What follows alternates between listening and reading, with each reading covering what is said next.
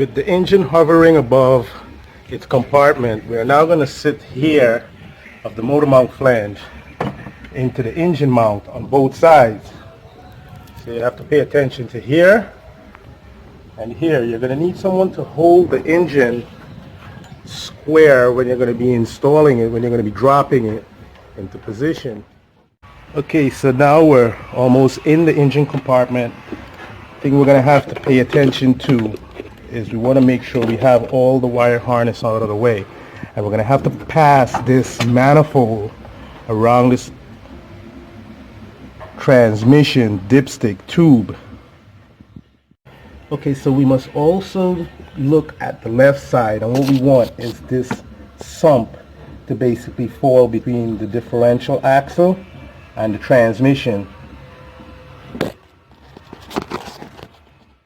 Here's another part that you're going to have to consider. It's very important. You see how the sump just sat on the transmission steel tube line? Well, if we keep lowering the lift, it's going to crush and bend and break that line. So we have to move that line to the side, and then we could lower the engine for fitting.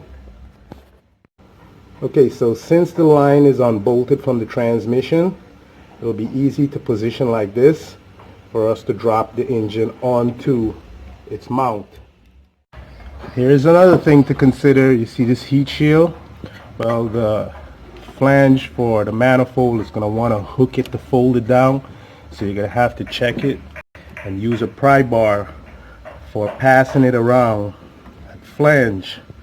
Plus you're also going to need to lower that downpipe for fitting the engine into position. Alright, the first thing we want to do is we want to make sure we get the motor mount in position like we have there. The other side we want to do the same thing. So that is what we want for both sides. Now we could go under the vehicle and start bolting the transmission bell housing to the back of the engine block. First bolt I want to install is this right here. It's the longest bolt that you remove from the transmission bell housing. That is our first bolt set for installation. To the left side of the transmission, we're going to need to install this bolt. Once we have this bolt installed, then we could, with both of the exhaust manifold downpipe removed, it is now easier to get up into the transmission bell housing for installing its bolts.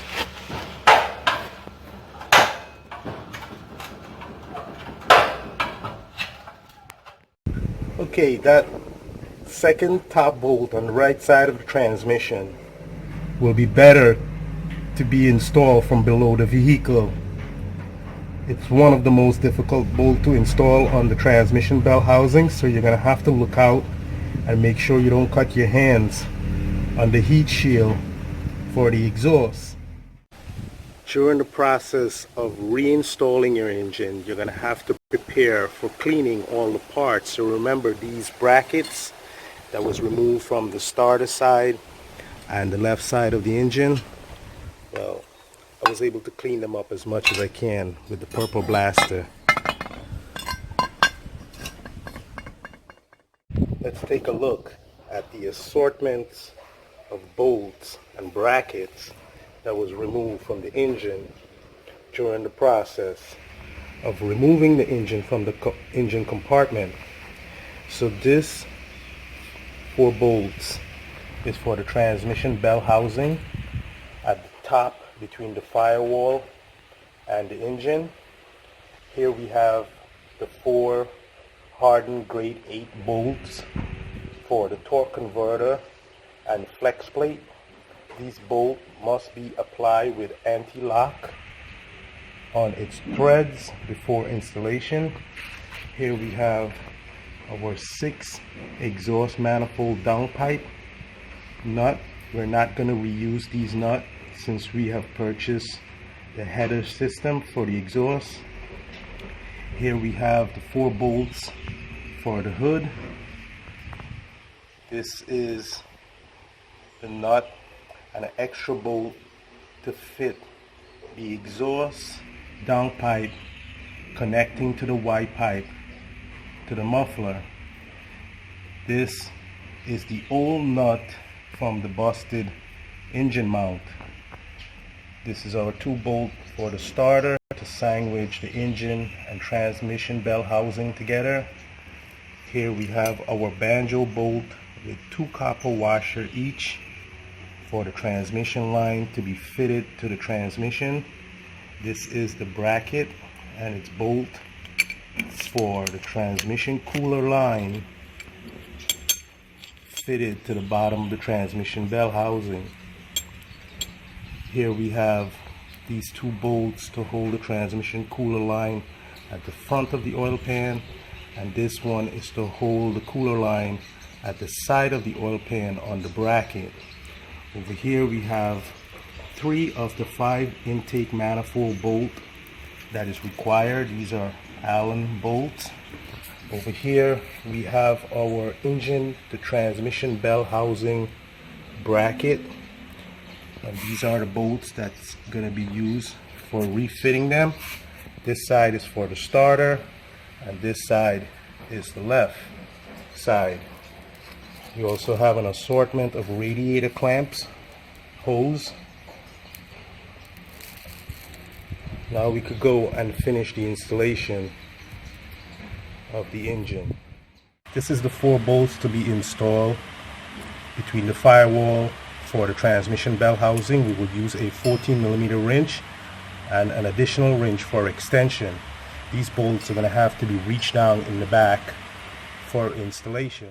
The best tool for getting back there is with this 1/4" drive flexible handle ratchet and a 14mm socket.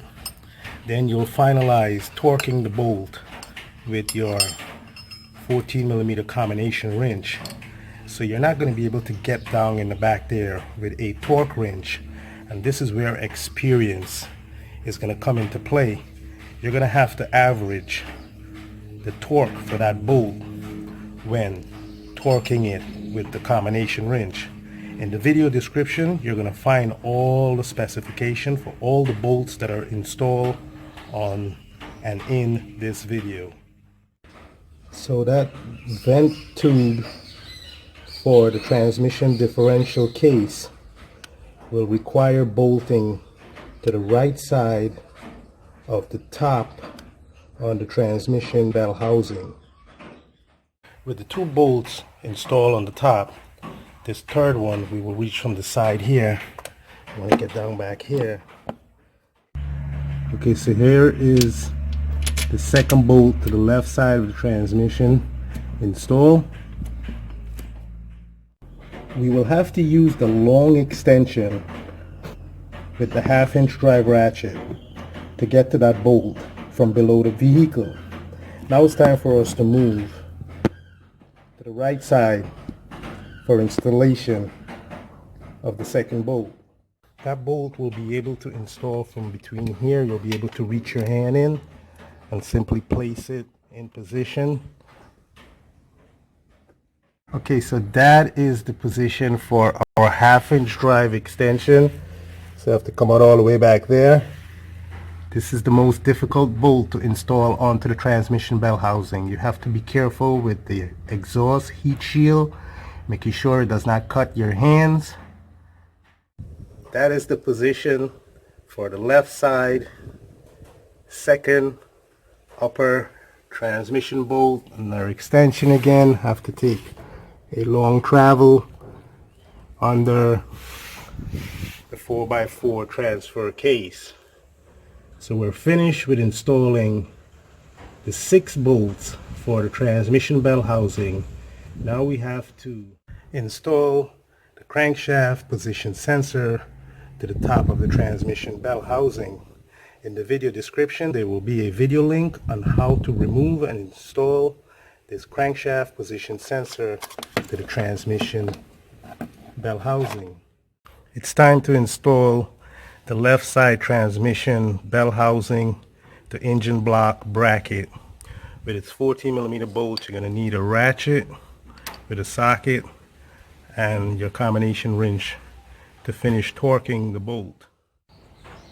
This left side engine bracket to the transmission bell housing will require just fitting itself and not torquing in order to complete the installation of the engine. We must fit this lower splash guard with the starter before we could torque these bolts for both sides of the engine bracket. The most important part of installing the torque converter bolt is you want to apply some Loctite so the bolt does not vibrate themselves loose. We will now connect our 1/2-inch drive 27mm socket to the harmonic balancer, and what we want to do, we want to rotate this harmonic balancer to position the flywheel so its bolt can be coupled with the torque converter.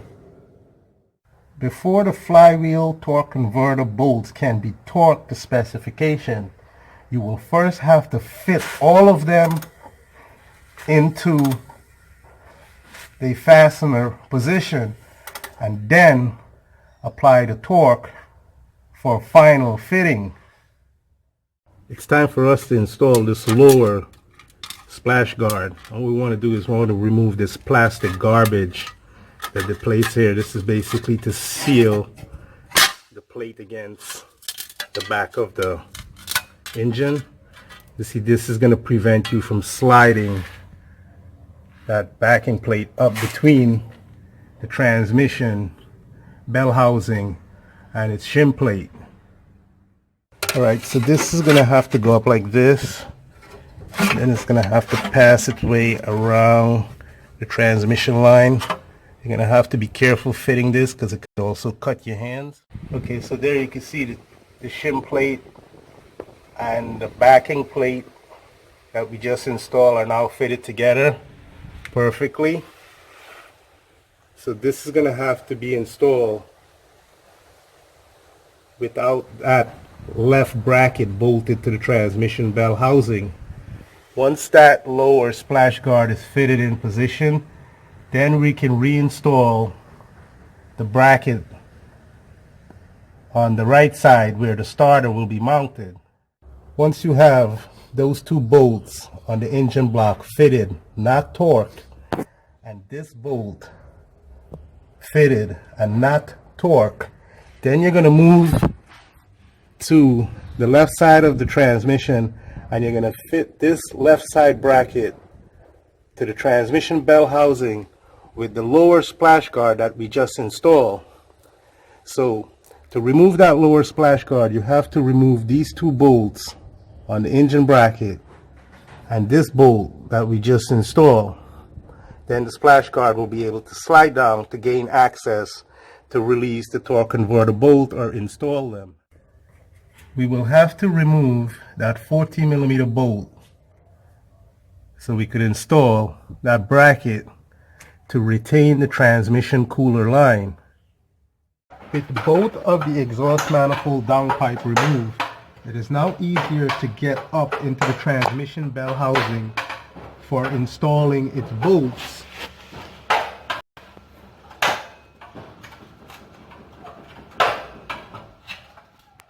In order to fit this hose section of the transmission cooler line to the bottom of the radiator fan shroud, you'll notice these plastic clips. By lubricating the hose with the white lithium grease, it will ease the installation of the hose into the plastic clip at the bottom of the radiator shroud, preventing the clip or the plastic from becoming broken. Okay, let's take a preliminary walk around for all the things that have to be connected. Of course, in the video description, you're going to see a video link on how to replace this intake plenum manifold. Now that we're up at the top of the engine, we want to make sure we reconnect our heater core hose, air conditioner line, reconnect the transmission dipstick with its 10mm bolt, reattach the transmission harness and connect its 4 plug. You also want to connect the fuel lines The two 10mm, and this one here is a regular clamp. Then we want to reinstall our ground strap to the power steering pump, and the existing ground strap from the OEM manifold was relocated down to where the engine mount is, and then this tab had to be switched around from the top to the bottom so the ground strap could be clipped in position. It is very important that this ground strap come in contact with this bracket on this negative cable. If this ground strap is to be attached to the body, that will be a faulty ground. It must be attached direct to this bracket because this bracket is incorporated with this wire to provide ground.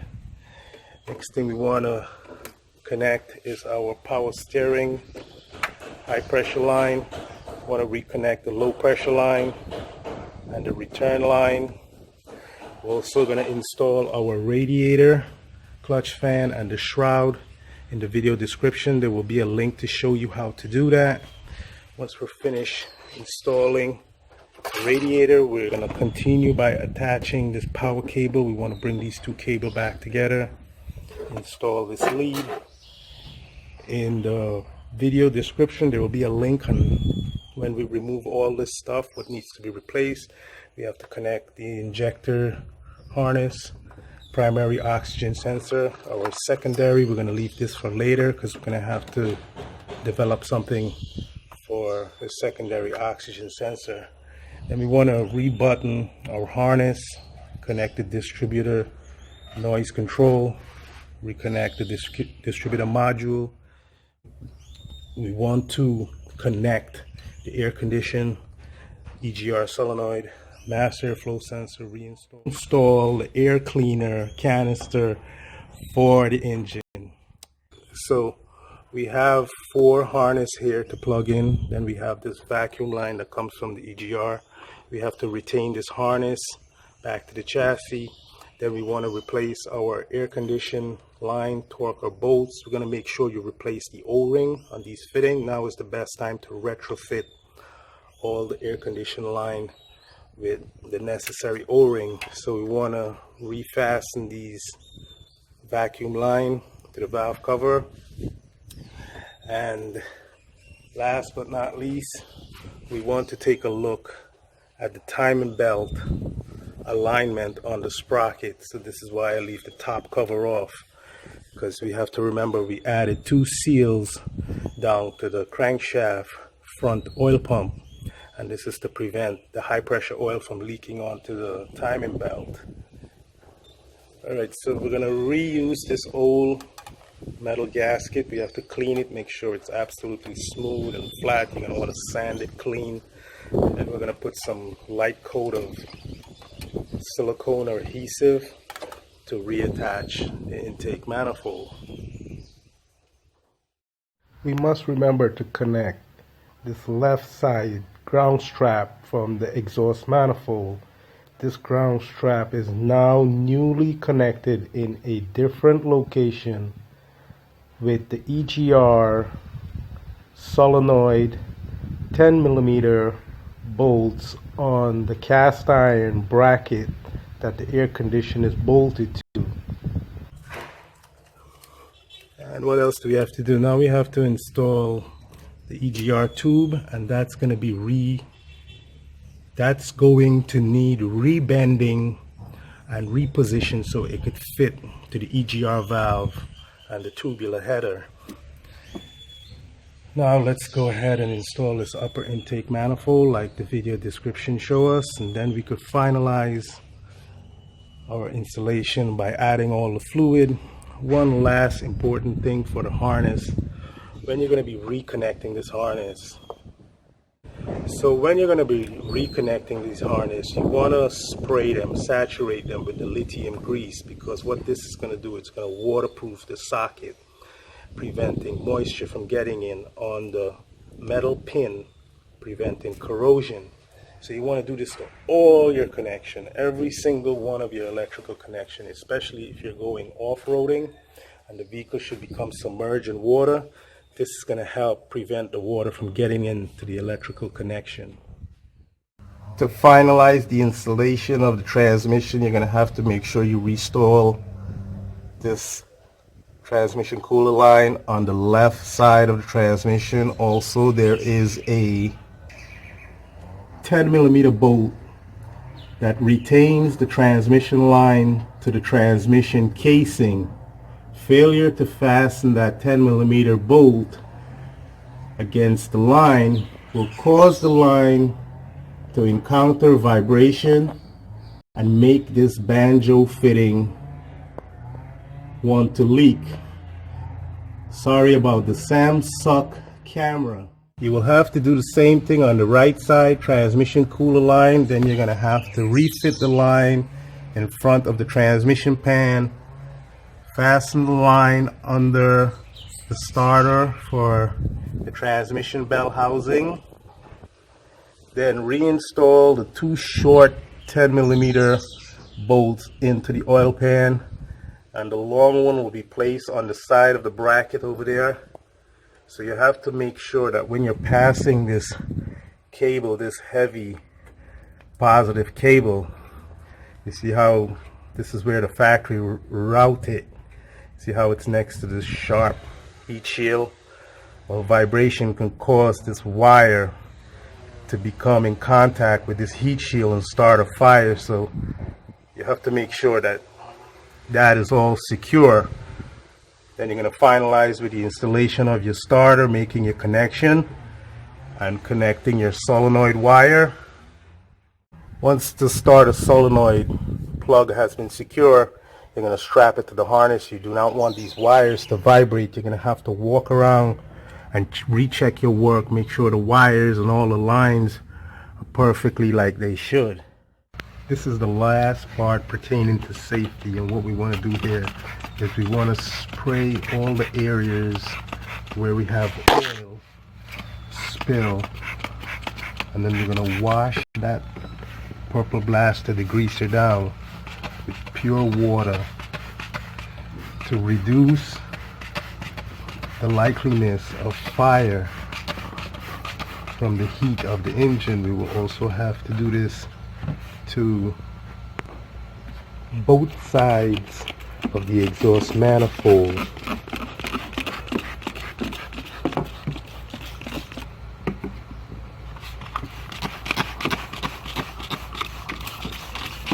Now we will allow this to dry, and then we will continue to preparing the engine for restart.